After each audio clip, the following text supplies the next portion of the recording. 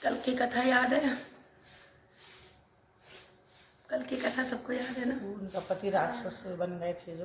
हाँ, और कहते हैं राक्षस भी बन गए थे और पूरी कहानी बता दिए थे कि इसी पुण्य के कारण तुमने भगवान विष्णु को अपना सारा जीवन समर्पित किया आगे का, तो इसीलिए तुम्हें मेरी पत्नी बनने का सौभाग्य मिला। तीसरे अध्याय में सत्यभामा जी कहती हैं कि आप सभी काल में व्यापक और सभी काल आपके आगे एक समान है, सभी मास सभी दिन, और कहती हैं कि सभी पल आपके लिए एक समान है। फिर इस कार्तिक मास को ही श्रेष्ठ क्यों बताया गया है? सभी तिथियों में एकादशी और महीनों में कार्तिक मास आपको इतना प्रिय क्यों है? सत्यभामा जी पूछती हैं। भगवान कृष्ण बताते हैं, प्रिय तुमने मुझसे बहुत अच्छी बात पूछी है, मैं तुमको इसका कारण बताता हूँ, ध्यान से सुनो। कहते हैं एक बार महाराजा बेन के पुत्र राजा पृथु ने प्रश्न के उत्तर में देवऋषि नारद से ये प्रश्न किया और उन्होंने कार्तिक मास की महिमा बतलाई। और राजा पृथु के उत्तर में देवऋषि नारद कहते हैं कि राजन, एक शंख नामक राक्षस था, आप लोग भागवत में सुन चुके हैं, बड़ा बलवान अत्याचारी था और उसने अपने अत्याचारों से तीनों लोकों को कंपायमान किया था। उस शंखासुर ने स्वर्ग में रहने वाले देवताओं को जीतकर इंद्र आदि देवों के लोकपालों के अधिकारों को छीन लिया था। और कहते हैं वो सुमेरु पर्वत की गुफाओं में कुटुंबियों सहित बहुत दिनों तक लोग जाके छुपे थे और बाद में सुमेरु पर्वत की गुफाओं में निश्चित होकर रहने लगे। उधर जब शंख को पता चला कि देवता आनंद से सुमेरु पर्वत पर जाकर रहते हैं, तो उसने सोचा कि कोई ऐसी दिव्य शक्ति जरूर है जिसके कारण अपना अधिकार छिन जाने पर भी देवता बलवान है। और ये सोचते सोचते इस परिणाम में आया कि सभी वेद मंत्रों के बल से बलवान है। अच्छा, देवताओं का बल क्या है? उनकी पूजा। तो बोले कि क्योंकि वेद अभी उन्हीं के पास है और वेद मंत्रों का उच्चारण हो रहा है, इसीलिए बलवान है। और जब उसने ऐसा सोचा तो देवऋषि नारद कहते हैं कि शंखासुर भगवान विष्णु को सोते हुए देखकर सत्य लोक यानी ब्रह्म लोक में जाकर के वेदों को चुराने के लिए पहुंच गया। और उसको आता देखकर भगवान विष्णु ने उसकी नीयत को जानकर उसके डर के मारे बीज मंत्रों के साथ समुद्र के जल में जाके भगवान छुप गए। भगवान को पता था कि ये किस लिए आ रहा है। शंख भी वेद मंत्रों तथा बीज मंत्रों को ढूंढता हुआ समुद्र में पहुंच गया, लेकिन ना तो उसको वेद मिले और ना ही बीज मंत्र मिला। जब शंख समुद्र से निराश होकर वापस आया तो उस समय श्री ब्रह्मा जी की पूजन सामग्री लेकर सभी देवताओं के साथ भगवान विष्णु की शरण में आ गए और भगवान गहरी नींद से जागने के लिए गाना और बजाना होने लगा।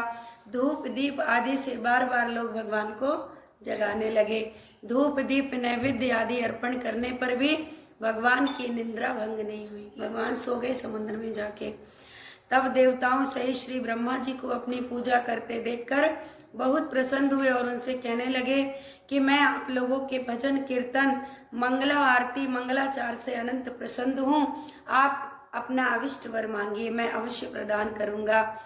तो कहते हैं जो मनुष्य अश्विन शुक्ल की एकादशी से देव उठनी एकादशी तक ब्रह्म मुहूर्त में उठकर मेरी अर्चना करेंगे, जो अभी इस महीने की एकादशी गई है, पिछले महीने की जो गई है अब, और कार्तिक की देव उठनी तक, मतलब 15 दिन, कहते हैं कि जो मेरी ब्रह्म मुहूर्त में उठकर अर्चना करेंगे वो तुम्हारे ही समान मुझे प्रसन्न करने का कारण और सुख प्राप्त करेंगे। कहते हैं ये जो पाद्य अर्घ्य आचमन और जल आदि सामग्री आप लोग मेरे लिए लेकर आए हैं, ये अनंत गुणों वाली होकर आपका कल्याण करेगी।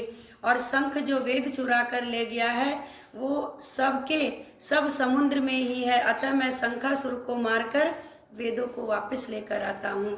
और आज से बीज मंत्र और वेदों के साथ चारों वेद बोले हर साल कार्तिक मास में जल में विश्राम करेंगे।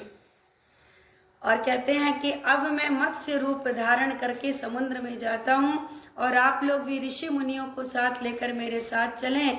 जो कार्तिक मास में एक पहर रात्रि होने पर स्नान करते हैं वो निश्चय ही अक्षय फल को प्राप्त करते हैं। एक ये भी वजह है कि कार्तिक मास में, इतने ठंडे मास में यदि हमारे आराध्य ही जल में है तो यही कारण है कि हम भी उठकर उस वक्त स्नान करते हैं।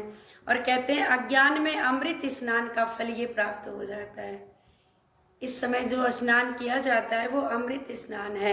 हे देवेंद्र, जो कार्तिक मास का व्रत करते हैं उन्हें सभी प्रकार के धन, पुत्र पुत्री आदि देते रहना और उन्हें सभी विपत्तियों से हमेशा बचाते रहना। हे धनपति कुबेर, मेरी तुमको आज्ञा है कि जो कार्तिक मास का स्नान करते हैं धन धान्य उनका नित्य बढ़ाते रहना, क्योंकि इस प्रकार का आचरण करने वाले लोग मुझे अनंत प्रिय हैं और मेरी कृपा से जीवन मुक्त हो जाते हैं। जन्म से लेकर मरण पर्यंत जिन्होंने विधि पूर्वक ये उत्तम व्रत किया है वह आप लोगों के भी पूजनीय हैं। और कहते हैं आप लोगों ने मुझे कार्तिक शुक्ल एकादशी की तिथि को जगाया है, इसीलिए एकादशी तिथि मुझे अनंत प्रिय है। और कहते हैं मुझको, हे देवताओं, ये दोनों व्रत नियम पूर्वक करने से प्राणी को मेरा सामीप्य मिलता है और इन व्रत करने से जो फल मिलता वो अन्य व्रतों से नहीं मिलता। इसीलिए हर मनुष्य को सुखी और निरोगी काया के लिए कार्तिक महात्म्य और एकादशी व्रत को नित्य इन नियमों का पालन करते रहना चाहिए। बोल एकादशी महात्म्य की जय, बोल कार्तिक महात्म्य की जय।